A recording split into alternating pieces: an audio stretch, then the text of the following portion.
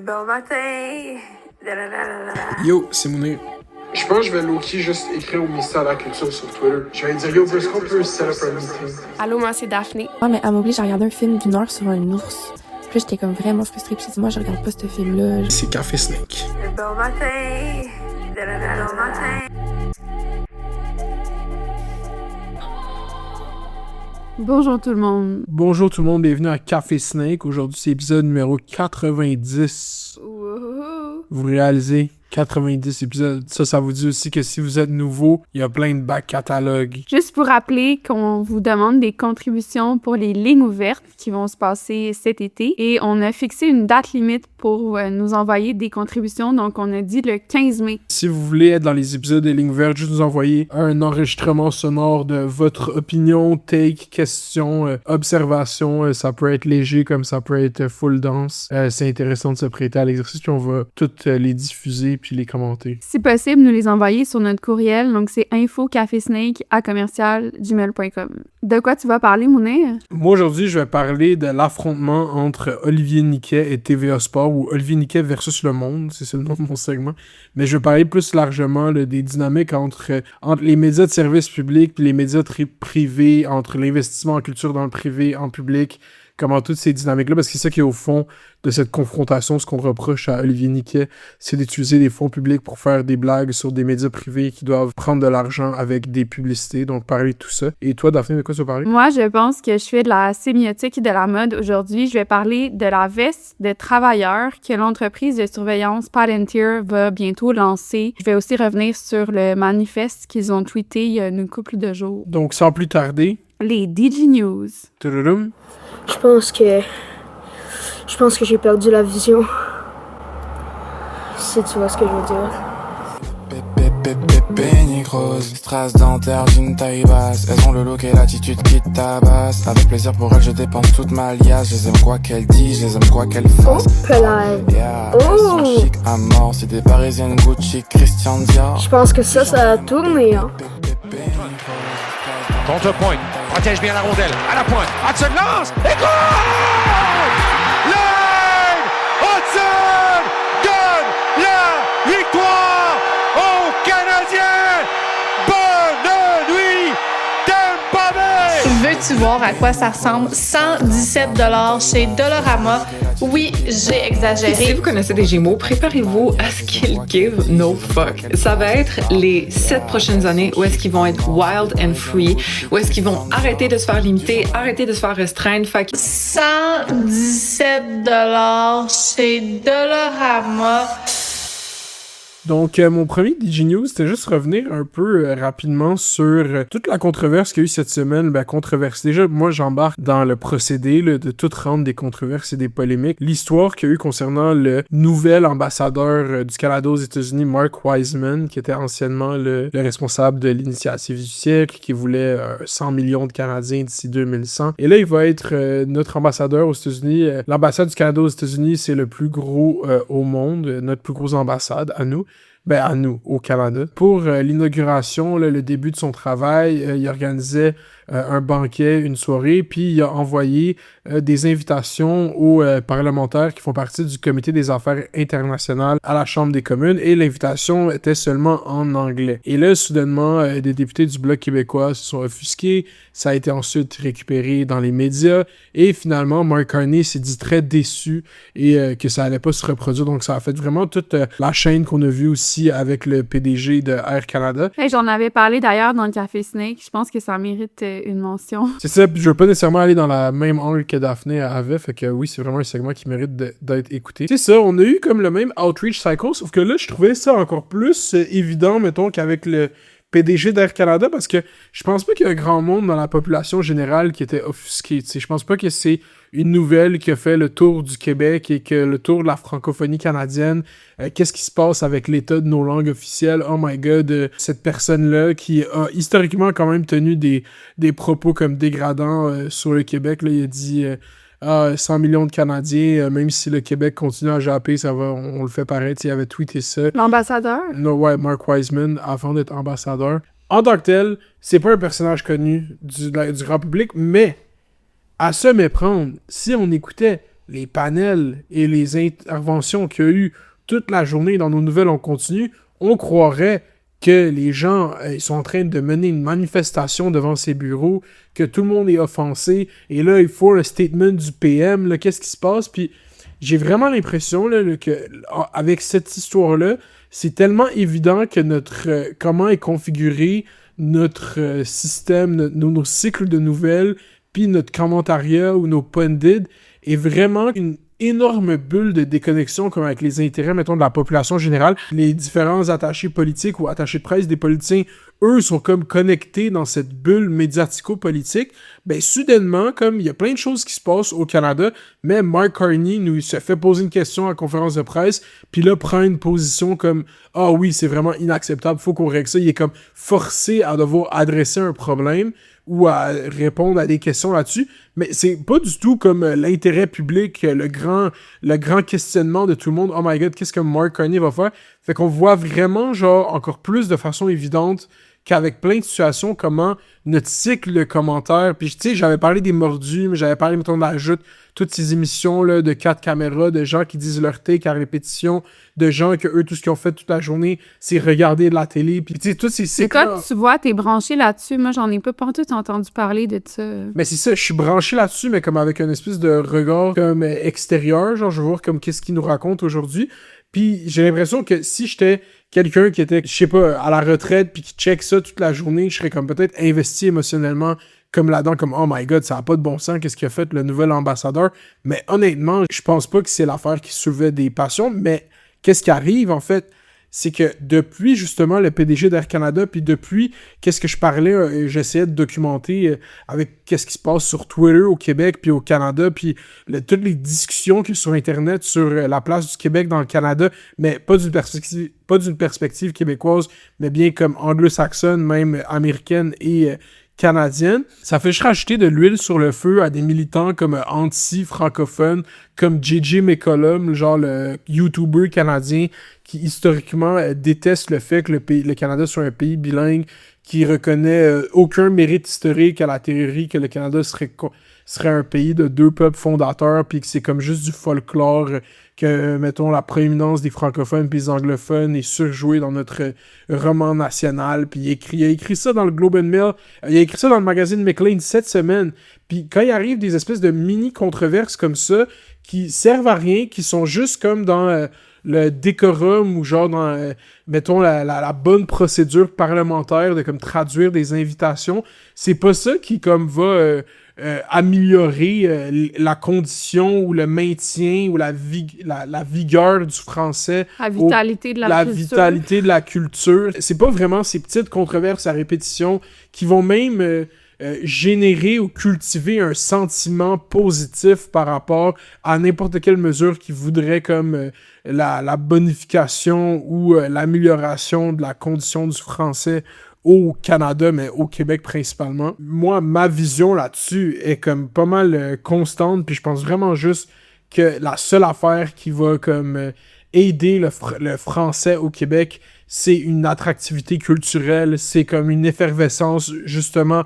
au niveau genre artistique, médiatique, que ce soit par l'entremise de la télé, de la littérature, du cinéma, peu importe, même de la création de contenu. Il n'y a pas vraiment d'autre façon, selon moi. Tu peux pas comme inciter législativement par des lois, par des controverses, parce que des gens dans les médias vont comme... Mais l'histoire est comme créée ou co-créée, du moins, par les médias. Exactement. Elle est totalement créée par les médias. Peut-être par un tweet d'un député du Bloc, mais après, c'est tout de suite... Ça prend... Chaque fois que c'est raconté, ça prend une itération différente, puis ça devient tout le temps... Ça prend de l'ampleur. C'est ça. Moi, ça me fait tout le temps penser à ça quand je vois des gens qui parlent de la vitalité de la langue française. Ça me fait tout le temps penser à ce documentaire qui avait été publié par CBC Gem, là, qui s'appelle How the Reality Show Occupation Double Made Me Fall in Love with Québec. Puis tu sais, c'est quelqu'un qui vient de l'ouest du Canada, qui était un YouTuber, il faisait partie de la chaîne YouTube Yesterday, qui était très populaire dans les années 2010, qui est comme littéralement tombé en amour avec comme le Québec, la culture francophone, juste par l'entremise de comme s'investir profondément dans Occupation Double pendant la pandémie. C'est pas mal plein de récits d'immigration de gens qui ont adopté l'identité québécoise ou l'amour pour le fait que ce soit une province francophone. Ça va être à travers genre, j'écoutais beaucoup la télévision, j'écoutais, tu sais, c'est comme, ça, les récits sont pas mal constants.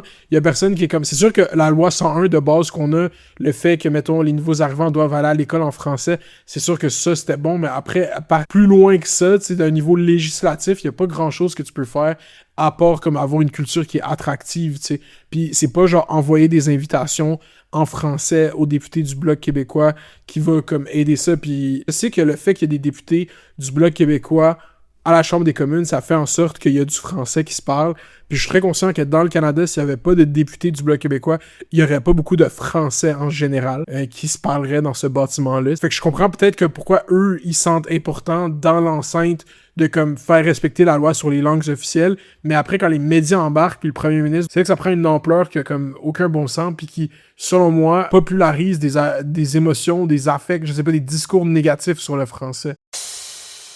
Moi, je voulais parler d'un sujet dont j'ai pas assez parlé ou j'ai pas du tout parlé même, puis Queer Medium Senior, donc Julia Guibélan, qui en a parlé récemment sur sa page Instagram. Je vais mettre l'extrait dans les notes. C'est-à-dire qu'on a beaucoup de discours en ce moment, un peu partout dans le monde, même sur le fait d'interdire les réseaux sociaux aux enfants parce qu'on voudrait les protéger de toutes sortes d'affaires. Apparemment que c'est quelque chose qui est envisagé, notamment par le Parti libéral au Canada. C'est quelque chose aussi qui se fait ailleurs, en Australie par exemple, où on a banni les réseaux sociaux pour les gens en dessous de 16 ans. Au Danemark, qui ont adopté une espèce d'interdiction similaire pour les enfants en bas de 15 ans. Comme le dit si bien Julia, ce qui est derrière ça, en fait, c'est une collecte d'informations sensibles massive. Parce que comment on va faire pour appliquer cette interdiction-là? Ben, on va par exemple demander, comme c'est le cas déjà là, dans certains pays, d'analyser des cartes d'identité. On va peut-être faire des scans biométriques. Au Brésil, par exemple, on demande le numéro d'assurance sociale pour vérifier l'âge des internautes. Donc, ce processus-là d'identification numérique, il va amener beaucoup plus de surveillance sur le web, beaucoup plus de censure. Comme Julia, moi, la journaliste qui m'a le plus mis la puce à l'oreille, c'est Taylor Lorenz. C'est vraiment la chef dans ce dossier-là. Je vous invite à la suivre si c'est un dossier qui vous intéresse, notamment à travers son infolettre qui s'appelle User Mag. Et j'avais vu aussi un autre journaliste en parler, Ryan Broderick de Garbage Day, qui avait même linké une page Internet qui s'appelle le T-Boat Project. Donc, je vais la mettre aussi dans les notes. C'est quelqu'un qui a rassemblé énormément de documents publics qui étaient relatifs au lobbying lié à la vague de projets de loi sur la vérification de l'âge aux États-Unis. Puis après ça, il a fait ça aussi dans les autres pays où ça s'était passé. Puis ce qu'on remarque, c'est que la majeure partie de l'argent qui est versé là, à travers toutes sortes de systèmes de canaux, ça provient de la compagnie Meta. Donc, c'est Meta qui finance le lobbying pour faire appliquer ces interdictions-là. À prime abord, ça peut sembler contre-intuitif. Donc, pourquoi est-ce que Meta ferait ça? Puis je vais vous mettre un extrait de Julia qui explique une des pistes. Une des raisons pour lesquelles Big Tech est vraiment pour ça, c'est que non seulement ils vont collecter notre information, mais ça leur permet de tuer la compétition dans l'œuf. Il y a plusieurs plus petites plateformes qui ne pourront pas mettre en place ces processus de vérification-là ou qui ne pourront pas prendre la chance d'être poursuivies si elles sont mal mises en place. La définition de réseaux sociaux est parfois très large, pas super claire parce que ces lois-là sont pensées par des gens qui ne savent pas trop de quoi ils parlent ou par des lobbies qui sont contre la liberté d'expression. Par exemple, aux États-Unis, Heritage Foundation milite très fort pour ça. Donc, par exemple, Taylor Lorenz, ce qu'elle a vu ailleurs dans le monde, c'est un forum de tricot qui a dû fermer à cause de ça. L'autre chose qu'il faut dire, c'est que la loi sur la vérification de l'âge, par exemple au Brésil, au Royaume-Uni ou même aux États-Unis, ça va créer des marchés qui deviennent des marchés obligatoires dans plusieurs pays pour les infrastructures de vérification d'identité biométrique. Et là, derrière tout ça, il y a déjà des géants de la tech, comme par exemple Peter Thiel, qui a cofondé la compagnie d'analyse de données de surveillance Palantir, mais qui aussi finance des sociétés de vérification d'identité. Donc, au final, toutes ces lois-là, ça va quand même leur profiter à ces gens-là, parce que c'est eux qui détiennent les technologies qu'on va devoir utiliser. Quand j'ai vu la capsule de Julia, tout de suite après, j'ai vu un article dans la presse, je pense que c'est Mounir qui me l'a envoyé. Ça a été publié le 19 avril, c'est Alain McKenna qui l'a écrit. Et il est titré « Une solution pour reprendre le contrôle des écrans chez les jeunes ». Puis là, j'ai l'impression qu'il s'est fait envoyer un communiqué de presse ou quelque chose par un groupe de lobbyistes parce qu'il commence son article en parlant d'un groupe de professionnels des technologies du marketing et plus tard, il appelle même ce groupe-là un groupe de gens d'affaires montréalais. Ben, c'est pas des lobbyistes. Il est allé à la radio, le gars qui est à porte-parole de ce groupe-là. C'est comme un espèce de groupe de gens qui sont formés pour ça. Puis lui, il dit « Ah, moi, j'ai des adolescents. Moi, je veux qu'ils passe moins de temps sur les réseaux sociaux. » J'étais allée sur leur site, puis ils demandent l'appui du public québécois-canadien pour une solution de vérification d'âge sécuritaire, mais ils vont vraiment mettre de l'avant une solution en particulier, notamment dans l'article. Fait que j'ai l'impression qu'il y a des intérêts économiques en jeu ou du moins des investissements derrière tout ça. D'ailleurs, la personne qui est vraiment citée souvent dans l'article s'appelle Daniel Robichaud. Puis Daniel Robichaud, j'ai trouvé ça drôle parce qu'il y a une page Wikipédia où on apprend qu'il est né le 4 octobre 1976 à Drummondville et qu'il est plus communément appelé Dan Robichaud. Moi, je le connaissais pas, mais bon, il est sur Wikipédia. Puis c'est un entrepreneur et un investisseur québécois qui est réputé dans le domaine des technologies de l'information, notamment ce qu'on appelle un angel investor, donc il va investir dans des jeunes pousses, là, des compagnies, des startups. Et avec sa gang de bonhommes d'affaires, là, ils disent qu'ils s'inquiètent du manque d'encadrement au Canada par rapport à justement l'accès par les mineurs à des plateformes numériques. Non seulement il se dit inquiet, mais il propose, par exemple, il parle d'une société qui s'appelle KID de Singapour. Puis là, il y a même le responsable des affaires commerciales de KID qui parle, Luc Delany. Je sais pas, c'est un nom qui on dirait qu'il me sonne québécois, mais je sais pas. Qui vante les mérites de, justement, sa société. Ce que j'ai compris, c'est que c'est un outil qui se base sur une photo du visage de l'utilisateur pour estimer son âge. Donc là encore, on revient au fait que s'il faut donner une photo de son visage pour accéder à un site, on est quand même vraiment dans les données sensibles. On est dans plus de surveillance. À la place que ce soit, par exemple, les compagnies, mettons Facebook, Meta, ChatGPT, qui soient tenues responsables, qui doivent changer leurs produits, on décide d'implémenter des espèces d'appareils de vérification. Mais je pense que c'est pour ça, c'est ça que j'allais dire tantôt, que Meta, eux, ils financent ça, parce que peut-être qu'ils se disent que juridiquement, si les législatures commencent à faire des lois là-dessus, ben eux, ça les dédouane de n'importe quelle chose qui pourrait arriver à des jeunes, parce qu'ils font comme, ben, tu sais quoi, selon vos lois, ils sont pas supposés être là-dessus. S'ils sont là-dessus, ben c'est pas nécessairement de notre faute. Fait qu'eux, ça leur enlève des risques de poursuite, là, si c'est comme légiféré. Mais en tout cas, il y a toutes sortes de théories sur comment ça pourrait potentiellement les avantager. Mais tout ça pour dire que, encore une fois, dans cet article-là de la presse, on voit que c'est des gens avec des intérêts commerciaux qui poussent le plus pour faire adopter ces lois-là, puis tu sais, qui vont s'adresser aux médias même. Je voulais juste revenir rapidement sur tout le phénomène qui est arrivé à Toronto cette semaine là, avec les mises en scène qui ont été mis sur pied par Drake, le rappeur torontois là, qui voulait annoncer la date de sortie de son nouvel album. Pour les gens qui n'ont pas vu, Drake s'est amusé à déposer des tonnes de glace sur un parking privé au centre-ville de Toronto, qui fait référence au titre de son prochain album qui est annoncé depuis plus d'un an, qui s'appelle Iceman. Il a dit qu'à l'intérieur de cette structure de glace se trouvait la date de sortie de son nouvel album. C'est un album que le cycle de sortie a quand même été très long là, avant qu'on connaisse la date, puis c'est même devenu un meme en fait. Chaque fin de semaine, un nouvel influenceur dit que l'album sort cette fin de semaine. Il y a eu tellement de fausses alertes, de fausses sorties. Il a mis de l'avant, en fait, pour annoncer toutes ces choses-là, des streamers torontois vraiment pas connus.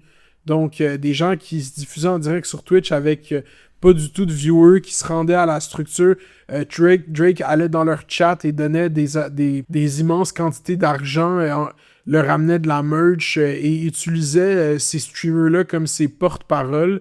Et ça a amené à... Ces streamers ont eu des immenses auditoires, les clips sont devenus très viral, puis il y a eu beaucoup de discussions sur la sortie de son album. Puis Drake, qui est connu pour être quand même impliqué avec le monde du streaming, lui qui est un investisseur derrière la plateforme de casino en ligne Stake, qui elle-même a fondé Kick, site de streaming qui met vraiment beaucoup de l'avant le gambling chez ses créateurs. La manosphère aussi. Ouais, vraiment qu'il y a des politiques de contenu qui sont très laxes, très, en fait, inexistantes, surtout au début. C'est devenu un endroit où il y a beaucoup de contenu à la frontière de comme du edginess, juste pour genre du sensationnalisme. Même toutes les entreprises de genre capture de prédateurs sexuels, genre se font sur Kick maintenant. C'est un des gros pans de contenu qui est développé sur cette plateforme-là. Drake, qui est vraiment à la croisée des chemins, là. Ce cycle d'albums va peut-être marquer la fin de sa carrière comme qu'on l'a connu comme étant le rappeur le plus dominant dans le monde. Si cet album se passe mal, ça va vraiment être la finalité de cette dispute avec Kendrick Lamar. En fait, il n'a pas sorti d'album solo depuis leur beef qui s'est terminé au Super Bowl où est-ce que Kendrick Lamar l'a traité de pédophile devant la planète entière. Donc c'est vraiment ça. Puis je pense que la trame aussi de fond derrière tout ça, c'est que Drake était le porte-étendard du rap populaire, donc du pop rap pendant plus de 10 ans, et ce genre de musique est en déclin constant. Si Drake lui-même n'arrive pas à avoir une chanson qui va être dans le top 10 du Hot 100 de Billboard, ben personne vraiment va pouvoir. Donc ça marquerait peut-être aussi la fin de cette époque où l'âge d'or du rap, l'âge populaire du rap. Certains diront l'âge d'or du rap, c'est le milieu des années 90, mais ce nouvel âge d'or qui a été les années 2010 où le rap est devenu le genre de musique le plus populaire au monde sur toutes les plateformes de streaming.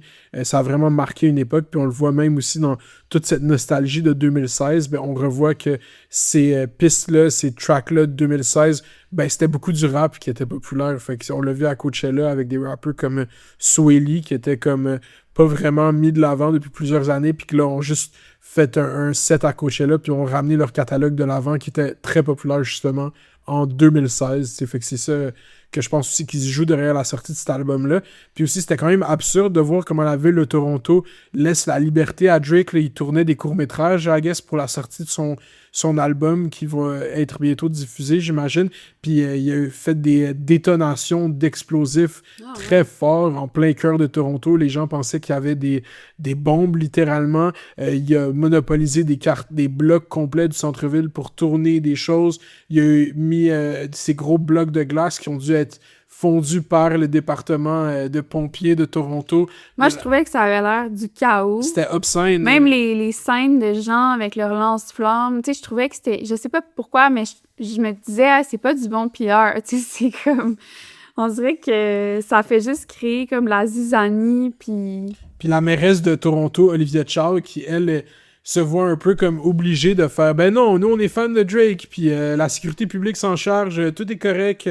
Drake a tellement donné pour cette ville. » Ben, j'ai vu aussi des commentaires comme quoi, quand tu recherchais le nom de son album Iceman, tu tombais... Tu sais, ça faisait de la confusion au niveau des mots-clés, parce qu'il y a beaucoup d'articles ou de trucs sur Ice, donc surtout à ce moment-ci. C'est ça, donc à suivre.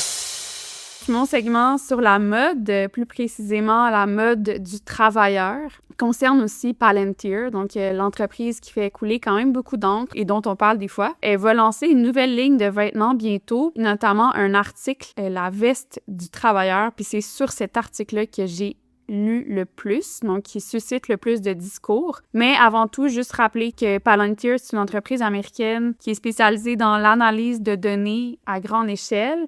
Donc, elle développe des logiciels qui traitent, visualisent des données. C'est utilisé par l'armée américaine, notamment pour identifier des cibles. Ça a été utilisé dans des frappes militaires récemment en Iran. C'est utilisé par Israël. Mais leur premier contractant, ça a été la CIA dans les années 2000. Oui, mais ils ont été financés à fond, en fait, par la CIA quand ils sont apparus. Ils travaillent aussi main dans la main avec ICE. Et ça a été cofondé en partie par Peter Thiel et aussi Alex Karp qui dirige le PDG actuel.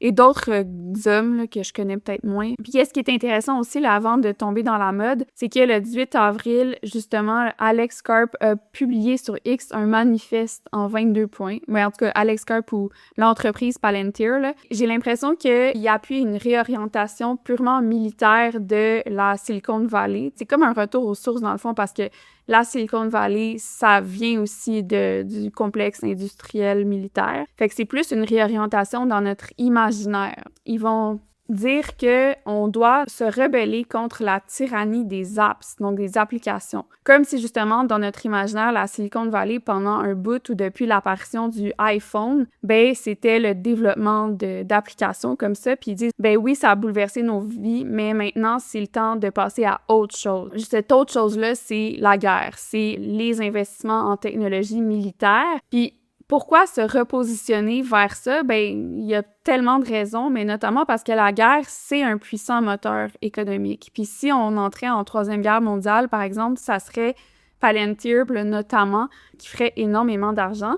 Puis c'est peut-être un moyen d'éviter une bulle économique, c'est la bulle de l'IA dont on parle depuis des années. Ensuite, là, on va nous dire que la question, c'est pas de savoir si des armes d'intelligence artificielles vont être mises au point, mais qui les mettra au point et dans quel but. Donc, ils disent, nos adversaires, eux, ils vont pas se poser 1000 questions, ils vont les faire, ces armes technologiques-là. Ils réitèrent le discours comme quoi on est dans une course à l'armement technologique. D'ailleurs, même, ils disent que l'âge atomique, c'est fini. Là, c'est vraiment l'IA qui devrait nous occuper. Puis si on s'y plonge pas, nous, si on n'investit pas notre argent étatique, là, c'est ça l'affaire, ben c'est nous qu'on met en danger. C'est notre État qui est en danger. Puis qu'avoir des considérations éthiques, légales, tout ça, ben ça nous met aussi en danger parce que dans une perspective de course, ben la vitesse compte.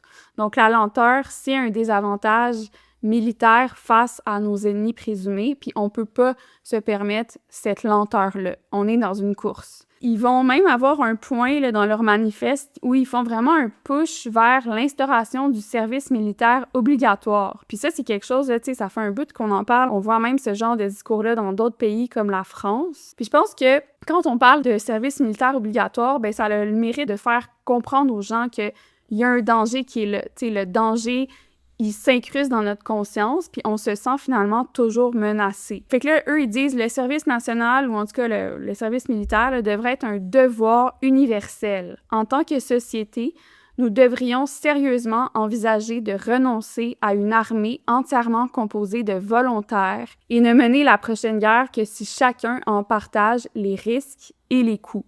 Et ça, j'ai trouvé ça vraiment intéressant comme dernière phrase. Qu'est-ce qu'il veut dire par partager les coûts de la guerre? T'sais, c'est déjà le citoyen qui va payer pour ça. C'est qui en profite finalement monétairement? Ce sont des entreprises comme Palantir. Puis quand on dit aussi partager les risques, ben c'est le citoyen qui meurt, celui qui s'est engagé volontairement là, dans l'armée.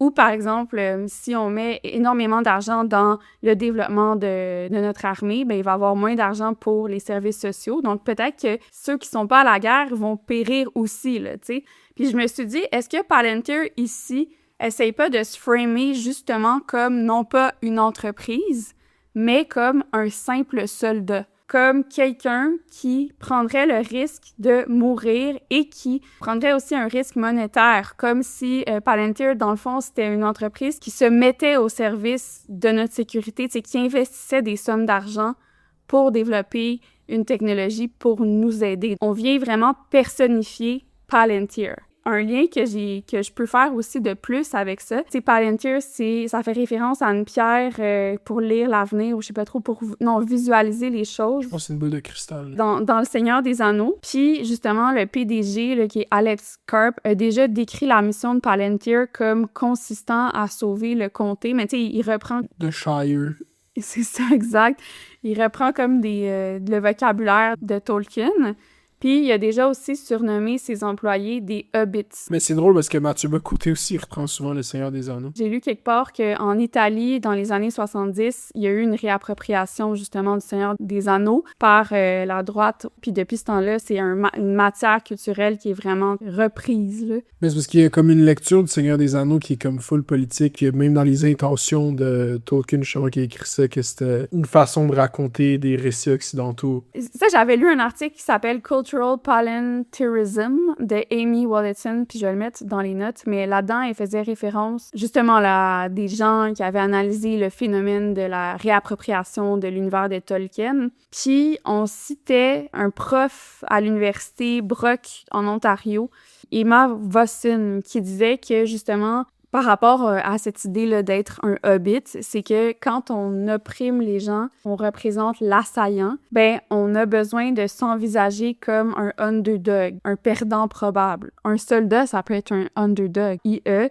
des hobbits, pour nous aider à justifier nos actions par rapport à nos valeurs internes. Puis c'est ça, juste pour finir, là, quelques autres points qui étaient mentionnés dans le manifeste. Ce que j'ai trouvé intéressant, c'est qu'à plusieurs reprises, on va insister sur les figures publiques puis l'indulgence qu'on leur doit par rapport à des erreurs commises dans le passé ou, par exemple, leur vie privée. Puis je sais pas si ça a rapport aux Epstein Files. Puis c'est quand même drôle de tenir ce discours-là en étant une entreprise qui œuvre dans la surveillance, puis qui est comme fortement lié au pouvoir. On va dire que la mise à nu impitoyable de la vie privée des personnalités publiques dissuade beaucoup trop de talents à s'engager dans la fonction publique. Fait que là, c'est comme si, dans le paradigme de la Troisième Guerre mondiale, ben, le fait de tenir le pouvoir pour responsable, par exemple, de certains crimes, ça rendait notre État plus faible. Donc, notre effort de guerre, nous, en tant que citoyens, ça serait de ne pas enquêter sur la quote-unquote vie privée des gens publics, mais de pas faire en sorte qu'ils rendent des comptes là, par rapport à toutes les affaires qu'ils peuvent faire. Et finalement, évidemment, ils nous disent qu'on doit résister à la tentation superficielle d'un pluralisme vide de sens. Donc, il dit aussi que la culture occidentale, c'est la plus supérieure, qu'il y a une hiérarchie entre les civilisations. Ouais. Donc vraiment, il parle, oui, il y a plusieurs cultures, mais il y en a qui ont moins de valeur que d'autres. Donc c'est vraiment un discours qui est contre l'humanisme, l'égalitarisme. Ça renforce l'exceptionnalisme américain, blanc, etc. Mais ça, c'est déjà quelque chose qui est présent dans leur discours. C'est comme, ça me surprend pas, là. C'est intéressant parce que un des top donneurs de J.D. Vance, c'était Peter Thiel, puis un des top donneurs de la campagne de Joe Biden en 2020, c'était Alex Karp. Ouais. Fait que les deux têtes pensantes de Palantir financent les deux partis. Ouais, non, c'est ça. Ils sont juste proches du pouvoir, tu sais, that's it. Donc, on parle de ce manifeste-là et on lance aussi une ligne de vêtements tout bientôt, puis ça fait les manchettes. Il faut dire que Palantir, ils produisent déjà de la merch là, depuis 2024, des t-shirts, des shorts, des casquettes et tout. Puis, je pense que c'est quand même populaire parce que je suis allée checker sur AliExpress, voir s'il y avait des copies. Puis il y en a plein. Puis je suis allée voir sur leur site, puis ils ont ce qu'ils appellent la core merch, la marchandise que tu peux acheter en tout temps. Ils vendent des chandails avec des messages, tu sais, comme de la typo. Ça fait penser un peu à Virgil Abloh de Off-White. Il y a des messages style Dominate. Puis leur best-seller, c'est un hoodie qui s'appelle Ontologie. Puis sur le coup, j'étais comme, hey, c'est un drôle de mot à mettre sur un hoodie, tu sais, parce que dans ma tête, l'ontologie, c'est comme une branche de la philo où quand t'étudies comme l'essence d'une chose. Là. Mais je savais pas qu'en informatique, il y avait un terme aussi. Sur Wikipédia, ça dit que c'est un modèle de données qui contient des concepts et des relations et qui permet de modéliser un ensemble de connaissances dans un domaine donné.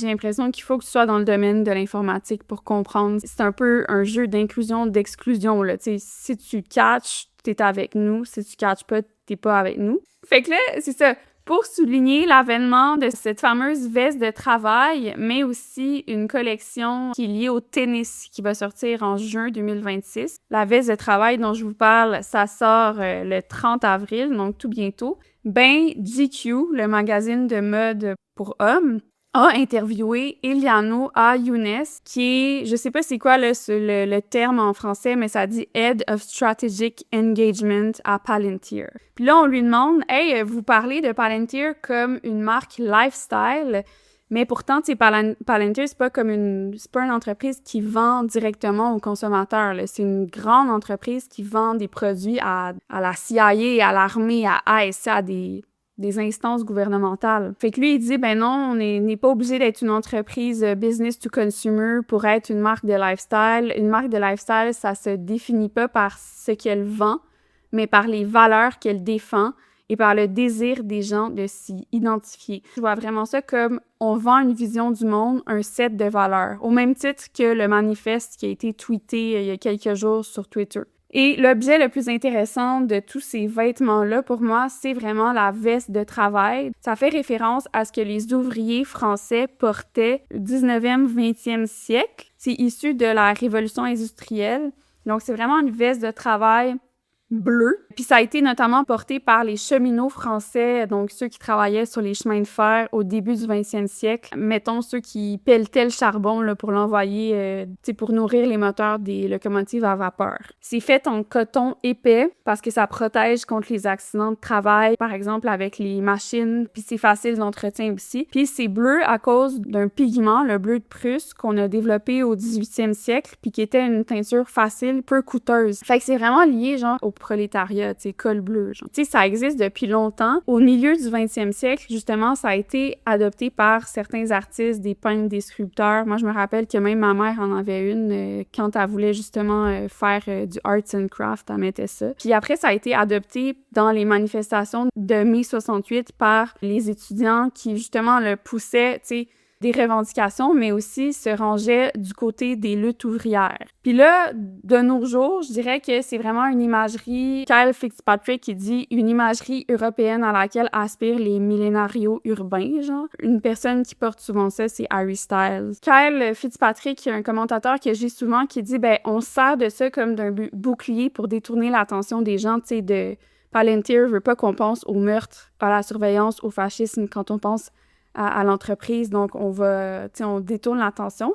Moi, ma façon de le voir, c'est que si on revient au manifeste de Palantir, bien, on peut voir les softwares, les logiciels qui sont développés par Palantir comme littéralement des ouvriers qui feraient partie du prolétariat. J'avais dit un simple soldat, mais ça s'aligne un peu avec cette image-là. Puis d'ailleurs, dans l'entrevue de GQ, là, le représentant de Palantir, il dit justement « Ah, tu sais, notre logiciel fait tellement de bien à travers le monde. Tu sais, il va soutenir les soldats, il va sauver des vies dans les hôpitaux, il va contribuer à défendre l'Ukraine contre la Russie, il permet de retrouver des enfants disparus ou victimes d'exploitation. » Puis il renforce même les institutions occidentales. Il parle vraiment du logiciel comme une personne, puis on a l'impression presque que c'est comme un casque bleu. On veut envisager Palantir comme un patriote, mais aussi un ouvrier, tu sais, un soldat ordinaire, quelqu'un qui travaille pour son pays, qui peut se sacrifier, tu sais. Puis tout ça s'inscrit aussi dans une tendance plus large, là, parce que le monde de la tech, ou on pourrait dire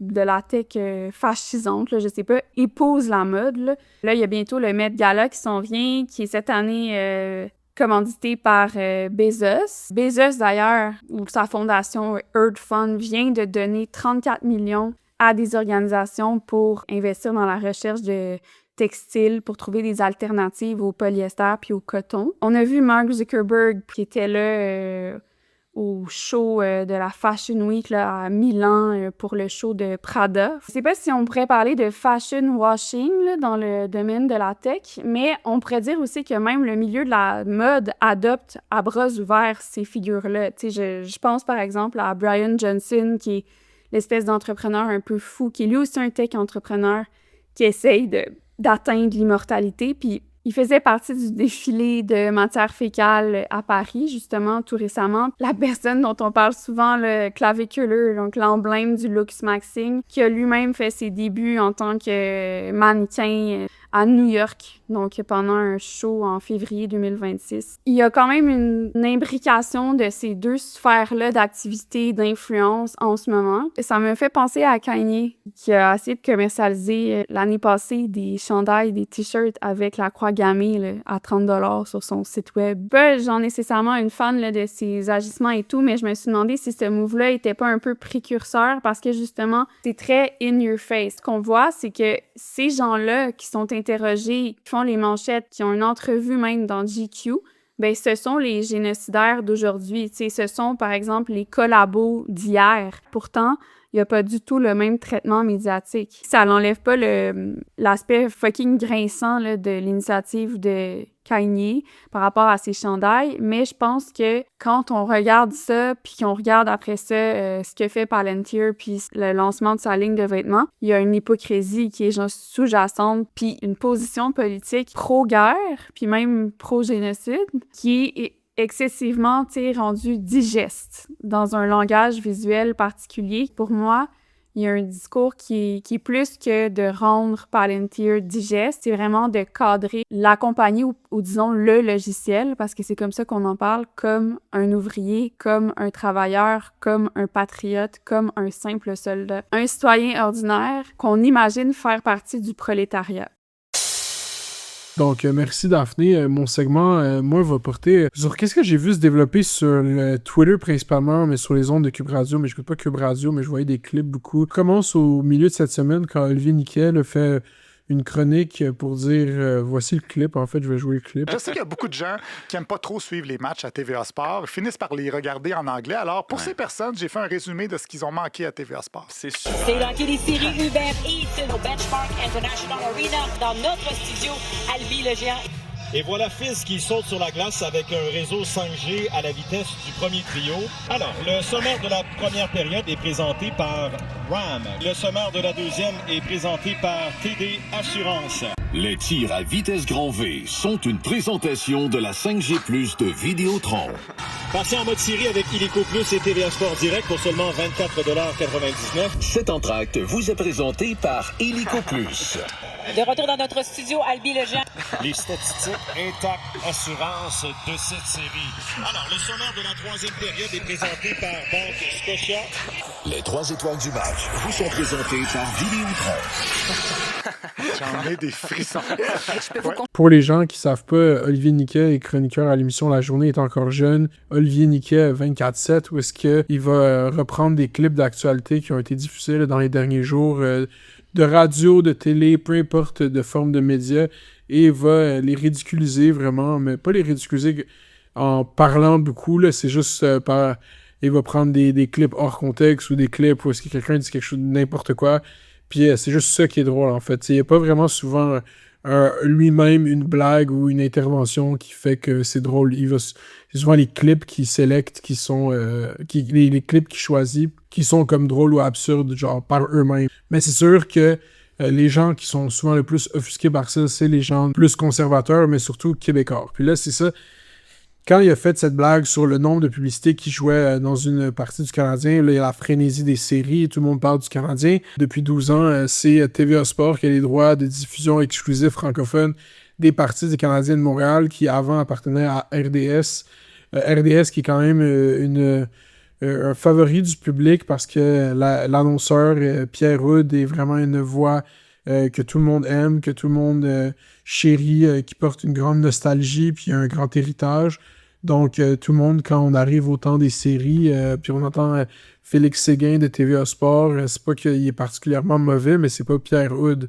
Fait que déjà là, ce changement-là, il y a déjà comme un fond de ressentiment contre la diffusion de ces matchs à TVA Sport depuis qu'ils ont décroché ce contrat de Rogers quand les derniers droits de diffusion avaient été négociés là, par la Ligue nationale il y a 12 ans. Olivier Niquet se moque du fait qu'il y a beaucoup de publicité qui jouent pendant une partie et ça a vraiment choqué beaucoup de gens. Puis ça a commencé par choquer des gens, bien évidemment, à Cube Radio qui, eux, nous ont rappelé sans cesse à quel point Olivier Niquet était payé par des fonds publics pour ridiculiser tout le monde, qui crachait sur tout. On a même Rémi Villemur, jeune prodige de Cube Radio, qui nous a fait une espèce d'essai long et absurde sur le fait qu'il n'était pas père, mais s'il était père, il dirait à son fils de pas être comme Olivier Niquet, et c'est précis. OK. Vraiment, c'était comme une espèce de surenchère un peu absurde de gens qui sont toujours pour la liberté d'expression d'habitude. Et là même, j'ai quand même été surpris de voir ce croisement, cette alliance entre les nationalistes, disons, plus Cube Radio, puis disons les gens de droite plus libertariennes, disons Yann et Frank ou Radio X, là, toutes des figures de la droite québécoise d'habitude qui sont quand même en opposition, là, parce que les gens plus de droite pirate, disons, j'ai déjà tout expliqué ça dans Café Snake, là, sont pas nécessairement des fervents défenseurs de la souveraineté. C'est sûr qu'il y en a quelques-uns qui le sont, mais règle générale, là, quelqu'un comme Jeff Fillion n'est pas souverainiste, l'a peut-être déjà été, mais plus maintenant. Et des gens comme, mettons, justement, Dutrisac ou Richard Martineau sont plus des souverainistes. Donc, d'habitude, il y a cette scission, mais là, ça a été l'alliance entre les deux camps pour complètement démolir Olivier Niquet qui, forcément, à force de rire de tout le monde dans ce milieu-là depuis une couple d'années, mais dès qu'il y a une opportunité de s'acharner en groupe contre lui, il s'est fait une grosse liste d'ennemis. Là. Il y a plein de gens qui l'aiment pas dans ces cercles médiatiques-là alternatifs. Mais est-ce que ça crée pas justement aussi de l'engouement médiatique pour son contenu? Ben c'est ça que moi je trouve drôle, c'est parce que la constatation de base qu'il y a beaucoup de publicité qui joue à TVA Sport est réelle. Fait que même beaucoup de gens, je voyais ce qui est quand même étonnant, du monde sur Twitter, défendre Olivier Niquet pour dire « Mais non, sa blague est réelle, c'est absurde le nombre de publicités qui jouent à TVA Sport. » Mais, tu sais, c'est drôle parce qu'il y a beaucoup de publicités qui jouent à TVA Sport à cause de la surenchère qui a été menée par Pierre-Carl Pelado à la fondation de TVA Sport, en se disant que si on ouvre cette chaîne de sport qui n'existait pas jusqu'à tout récemment, là, ça n'existe pas depuis 30 ans, 40 ans comme RDS de TVA Sport, là, ça existe depuis 15 ans maximum, tu sais. Et quand ils ont fondé ça, ils se sont dit leur gros coup, c'est on prend les droits de diffusion des matchs du Canadien, mais ça a donné que les 12 années qui ont suivi n'ont pas été les meilleures années du Canadien. Parce que le prix de ce contrat de diffusion-là, qui est là, la prochaine itération pour Rogers, on est à 11 milliards de dollars canadiens. Mais à l'époque, c'était moins, mais à l'échelle du Québec, c'est beaucoup d'argent. Ben, reposait sur le fait que si le Canadien avait des bonnes saisons puis se rendait en série, ben c'est là que l'argent allait être refait. Mais il se rendait jamais. Mais c'est ça, dans les 12 dernières années, le Canadien s'est pas beaucoup rendu loin en série, et là, ils le sont. Donc là, il y a des codes d'écoute records, 1,8 million estimés par Numéris au match numéro 1 ou numéro 2, je me rappelle pas bien. Donc mais là, toi qui cites Numéris, c'est Dodgy. Ouais, non, mais c'est ça, le documentaire est pas encore sorti, fait qu'on fait comme si... Ok. Ben non, mais c'est ça, tout le monde sait ce que je pense de Numéris, mais anyways, c'est ça l'échelle dans ce marché en ce moment. Et là, c'est leur moment pour capitaliser, pour vendre la publicité, puis je pense même que l'affaire avec les publicités dans une diffusion de TVA Sport, c'est que la qualité de la production puis de l'intégration de ces publicités, c'est plus ça qui est remis en question. Souvent, quand tu écoutes une partie à TVA Sport, les reprises qui jouent sont pas dans les angles qui sont les plus intéressants. On attend souvent pour revoir les jeux qu'on voulait voir, puis souvent, quand on est supposé revoir un jeu, ben finalement, c'est la publicité. Fizz est là, tu sais. Fait que souvent, comme on entend des interruptions qui n'ont pas rapport, puis souvent aussi, c'est que c'est des publicités pour des compagnies qui font partie de l'Empire québécois. On fait beaucoup de publicités de Vidéotron, de Fizz, justement, de peu importe quelle chaîne de télé, regardez Indéfendable, la série finale. On va promouvoir d'autres propriétés intellectuelles du groupe TVA ou de Québécois, puis aussi de partenaires qui sont récurrents. Donc, ces contrats-là qui ont été signés, comme justement Albi le Géant ou je sais pas quelle autre compagnie qui a un segment, ben on les entend tout le temps. Fait que là, c'est ça qui devient frustrant. Puis genre, je comprends, je pense que si la qualité de la diffusion était meilleure, peut-être qu'il paraîtrait moins, si la qualité du commentariat qui est fait en tant que tel était meilleure. Mounir, il est très critique du commentariat, puis je me serais attendue à l'inverse, parce que il me semble que quand t'es revenu de ta journée de commentariat de match de hockey, je pense que t'es comme apprécié. Justement, là, t'as pris la mesure de tout le travail que ça demandait, là. 100%, ça prend un immense travail, mais limite, j'ai vu la courbe de croissance de mes capacités en pas beaucoup de temps, puis Félix Séguin, il est comme... C'est juste caricatural, là, les choix. Tu sais, c'est tough à faire, c'est tough comme gig, mais je veux dire, c'est quelqu'un que le public aime pas depuis plusieurs années, et puis TVA a juste pas changé ça. Après, je pense que y a pas vraiment de remède. T'sais, si c'était pas des games du Canadien par Pierre Hood, peut-être qu'on va jamais être content. Je pense que c'est ça l'affaire. Puis surtout dans une optique où est-ce que le Canadien de Montréal s'apprête à avoir une séquence de beaucoup d'années dominantes avec le bassin de jeunes joueurs qui ont, ben on se dit voir que ça va pas être Pierre Houde qui va caler quand on va gagner une Coupe Stanley. Je pense qu'il y a comme, si on va au fond de tout ça, il y a de la tristesse. Okay. C'est pour ça que les gens sont, je te dis.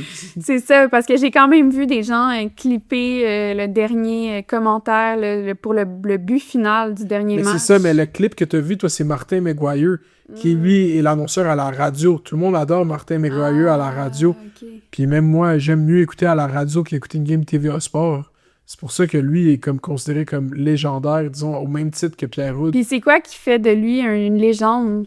Ben, c'est l'habileté technique, déjà, de comment manier les mots, là, la précision, la voix. Je pense que la voix joue beaucoup là-dessus. Puis il y a la nostalgie, l'espèce de rapport affectif. Martin McGuire, il anime les games du Canadien en radio depuis que j'ai 2 ans. Tu sais, comme pour moi, il n'y a personne d'autre qui a animé des games à la radio. Puis à la radio, c'est un art encore plus comme complexe puis spécial qu'à la télé. Parce qu'il y a une déconnexion aux images. Là. C'est comme vraiment un autre craft complètement. On s'attache aux voix. C'est comme une découverte avec Charles Tisser. Que serait la découverte sans la narration de Charles Tisser? Tu sais, puis c'est ça. Fait que là, il y a comme cette idée-là de Olivier Niquet qui rose tout le temps un peu Cube Radio, mais rose tout le temps toutes ces chaînes-là. Mais là, c'est l'idée qui s'attaquerait à leur modèle d'affaires. C'est ça vraiment là qu'on voit, et que, mettons quelqu'un comme Benoît Dutrisac, là, que je vais mettre une clip, il est tellement choqué. Là. Mais c'est qui, lui? Olivier Niquet, c'est qui? Est-ce que quelqu'un peut me l'expliquer? Je pose la question. On ne sait pas. On me dit que c'est un gars qui, toute sa vie, il a fait carrière à rire des autres. Donc, mais pas à rire de quoi de drôle, à dire... Lui est bon dans les médias à faire des jokes sur ce qui se fait dans les autres médias. À se positionner au-dessus de la mêlée. À gauche? Et dire... Ben oui, à gauche. Mais sais-tu quoi? Et dire, lui, il n'a jamais rien accompli de sa vie.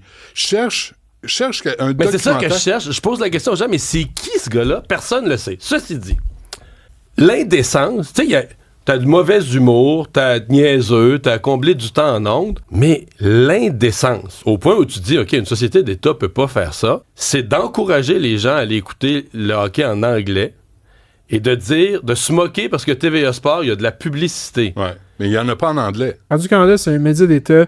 70% du budget vient de fonds fédéral, c'est enchâssé dans la loi. Ils répondent à des standards différents. Pour moi, il y a plein d'absurdités, que Tout.tv Extra soit payant, qu'il y ait des publicités sur audio. Il y a plein d'affaires pour moi qui c'est des non-sens avec Radio-Canada en tant que service public. Dans cette discussion-là, sur les médias privés, c'est vrai que les médias privés en arrachent. Le modèle de financement publicitaire avec justement les codes télé numéristes, puis toutes les agences de placement publicitaire, puis tout comment la publicité est organisée à la télé, ça joue pas le jeu des chaînes de télé privées. Je suis d'accord que c'est difficile et c'est un gros risque financier. Tu sais, Québécois run TVA à perte, surtout TVA Sport. Moi, j'aspire pas à genre un monde où il n'y a pas de médias privés, puis tout est dans les mains de comme du diffuseur public. Là. Je pense pas que c'est ça, mais je pense qu'il y a quand même une espèce de hypocrisie qui est utilisée par ce monde-là des médias privés de insinuer qu'il n'y aurait pas de comme fonds publics dans le fonctionnement de ces machines-là, qui sont comme vraiment tributaires de crédits d'impôt, de subventions, de programmes et partenariats d'entreprises comme la SODEC, le Fonds des médias du Canada. Tu sais, mettons le Fonds des médias, ils le financent en partie aussi, donc c'est de l'argent qui leur revient, mais il y a quand même une large partie de l'argent qui est généré ou qui est utilisé dans les fonds de roulement de ces entreprises qui est des fonds publics, et aussi beaucoup, mettons, des séries lourdes qui sont produites par les différentes compagnies de production que le diffuseur engage, ben eux-mêmes réussissent à produire des séries de cette ampleur-là grâce à du financement qui vient aussi du public. Donc, il y a quand même des subventions, des subventions justement de la SODEC ou différentes sociétés d'État comme ça.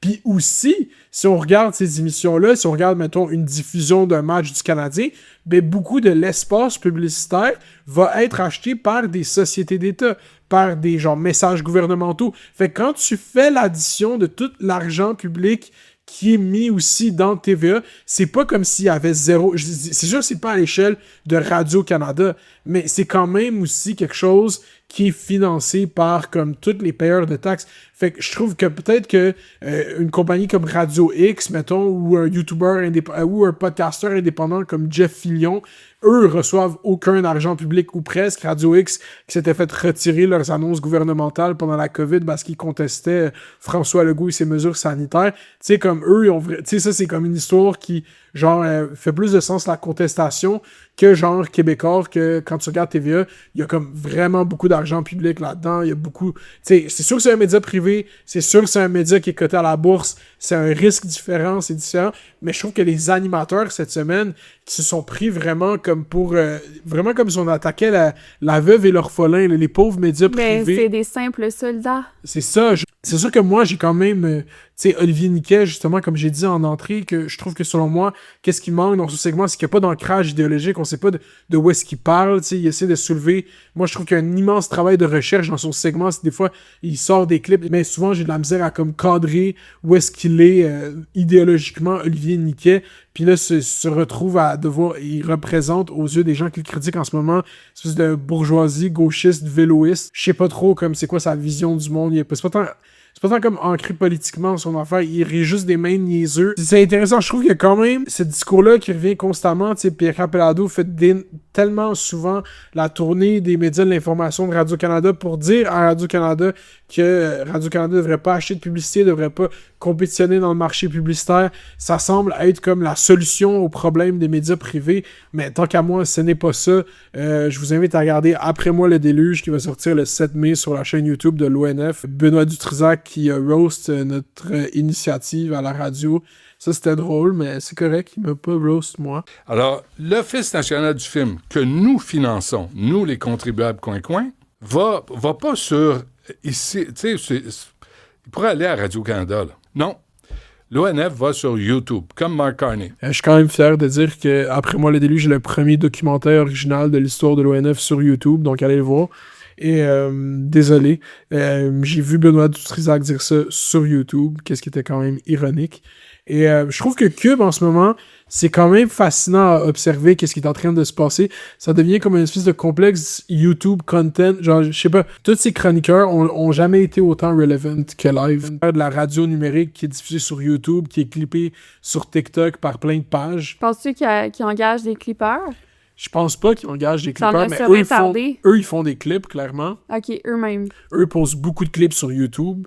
Énormément, en fait. Ben, c'est sûr qu'ils engagent quelqu'un pour le faire. Ben oui, c'est sûr qu'ils engagent Ils le font peu. Ouais, non, c'est ça. Fait qu'à suivre, là, on enregistre ça pendant la game numéro 4 du Canadien.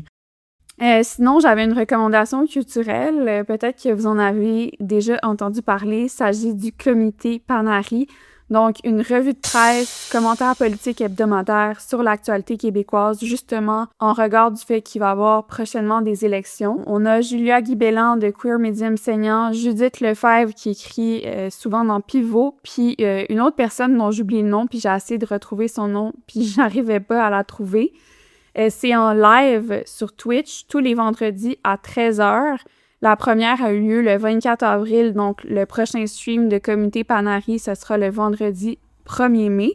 Je mets tout ça dans les notes de l'émission, donc je vais mettre le lien Twitch, je vais même mettre aussi le compte Instagram. Ça vaut vraiment la peine si vous vous intéressez à la politique. Évidemment, l'angle, c'est vraiment à gauche. Donc, c'est écrit « Attention, on est plus à gauche qu'Hélène Buzetti ». Puis ça fait du bien là, de voir ces initiatives-là médiatiques qui émergent dans l'espèce d'écosystème médiatique québécois. Merci tout le monde d'avoir écouté. Ce fut Café Snake. Merci. Donc, s'il vous plaît, vos lignes ouvertes, on attend. Vos contributions, date limite 15 mai. Puis le prochain épisode est sur Patreon, abonnez-vous, ça c'est l'épisode public, je sais pas tout le monde qui est là.